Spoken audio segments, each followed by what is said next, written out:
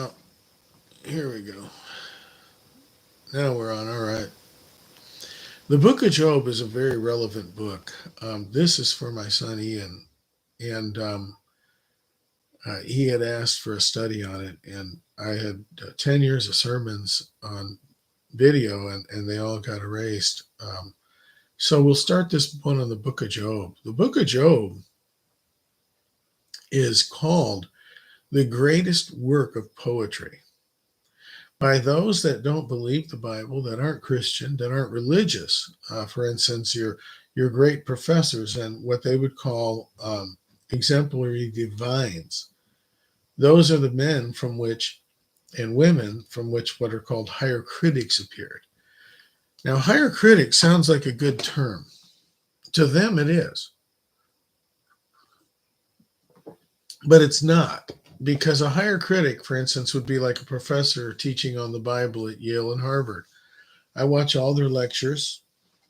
I've got 39 formal years of college and much more studying besides that.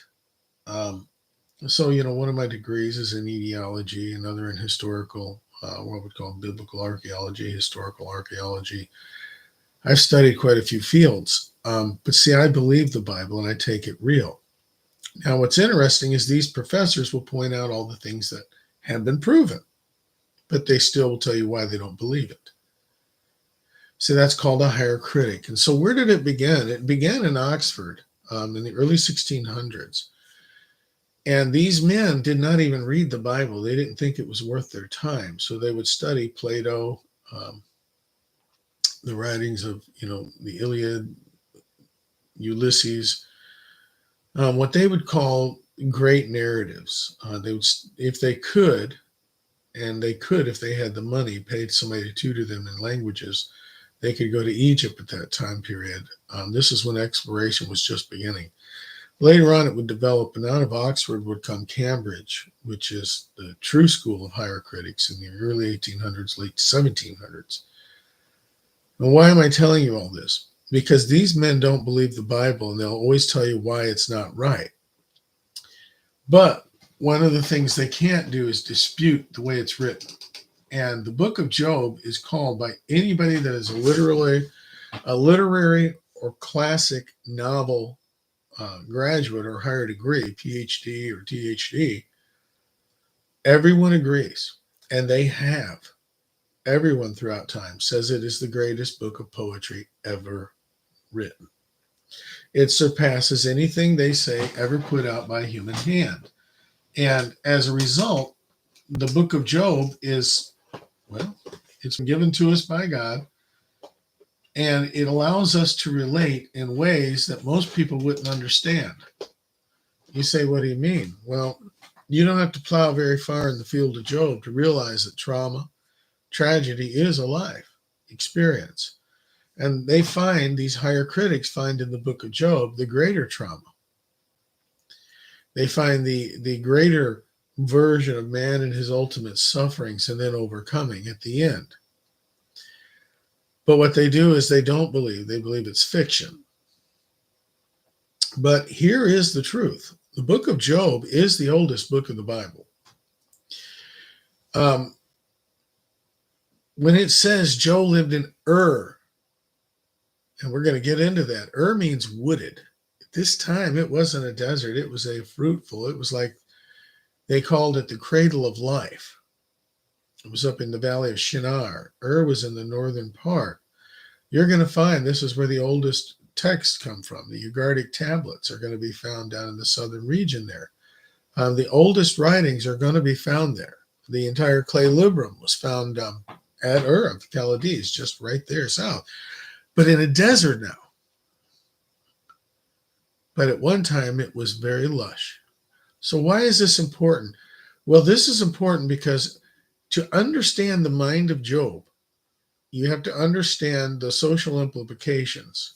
And social implications are these. What is the structure there? What is the culture there? What is it that people do for relaxation? What do they do for work? What do they do for ethics?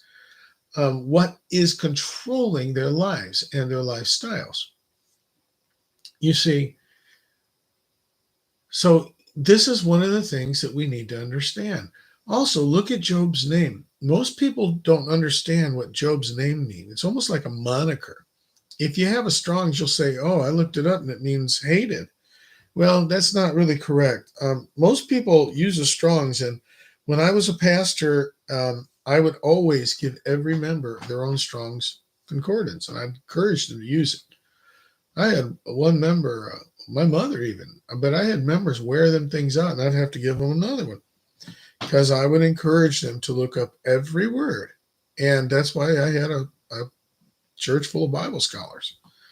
So Job's name means this. It means the one who is disliked and hated by those around him. Now, why would that be? Because Babylon is going to come from Ur of the Chaldees. It is also going to come. Nimrod is the one that started Babylon. Nimrod also started Egypt. And Nimrod also built the Tower of the Babylonians, which you can go on YouTube and see. It was never lost. But the proprietors, when England began conquering the world, one of the things they did, them and the Nazis and others, was to gather up artifacts and make it so people wouldn't see that the true God was real. So that's why you're going to see this wrought fence all the way around it. But interestingly enough, the carving on the side, which is ancient, you know, 4000 BC era, has the dialects, the 10 proper dialects from which all roots and languages arise. Most people think there's just 3 or 5 primary, but when you get down to it, there's 10, and then they subroot and categorize out. So the book of Job is the oldest book in the Bible. Job was alive during the days of Shem. You say, what do you mean? Shem, Ham, and Japheth, they got off the ark, remember?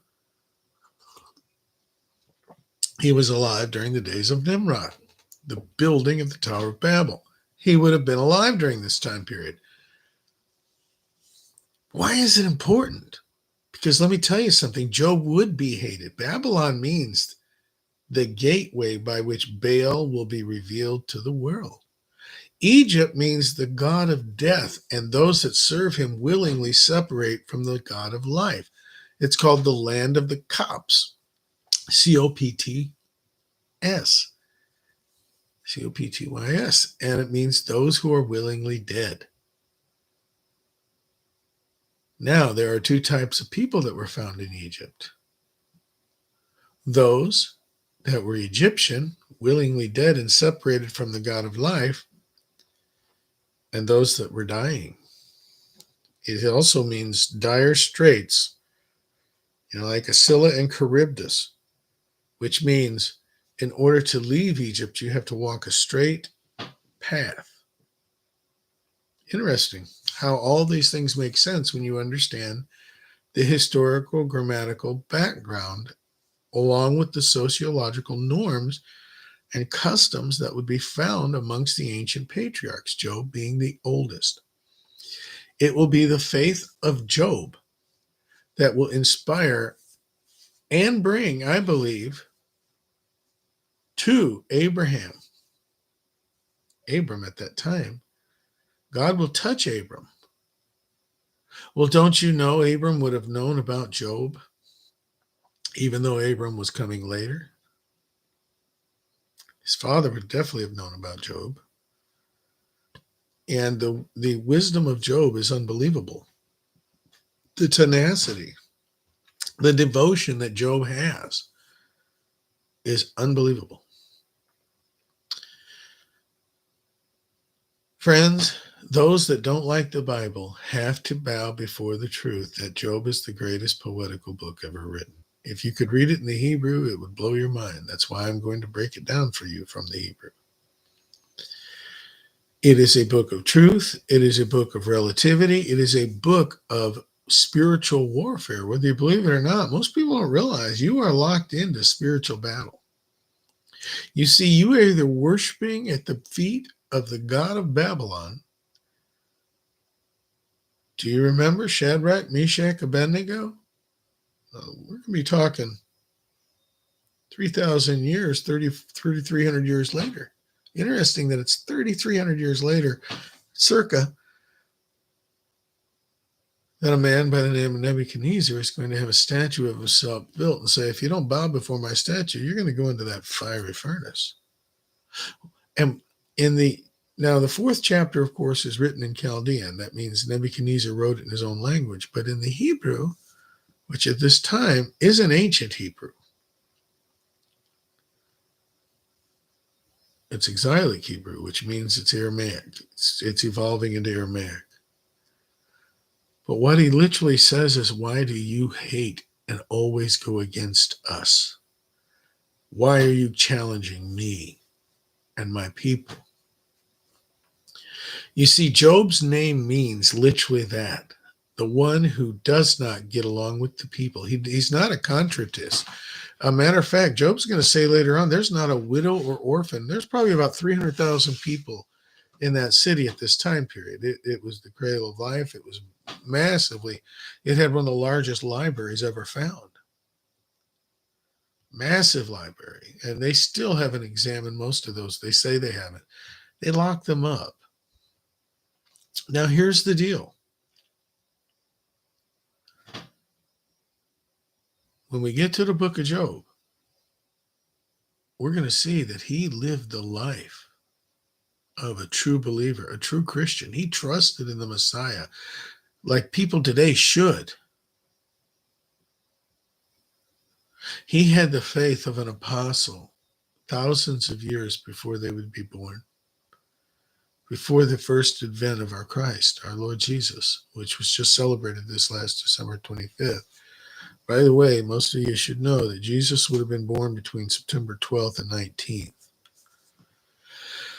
He would have been in Egypt, or on his way to Egypt. It would have been about a 1 to 2 year caravan, and that's why he slew everybody 2 years and below. He was trying to intercept them and kill them, but he didn't get it. So here's the deal. The time and the customs of the book of Job was this.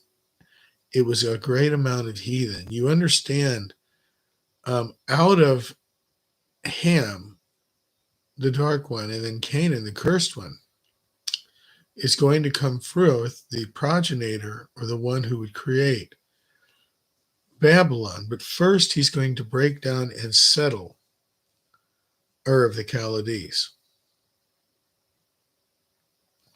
So, this is a fine place to break off. Lecture 1. We will get into the book of Job, chapter 1, verse 1 in the next one. If you have any questions or comments, post them, and I will go ahead and try to answer them before we get into the next one. All right. Have a great day and continue your studies.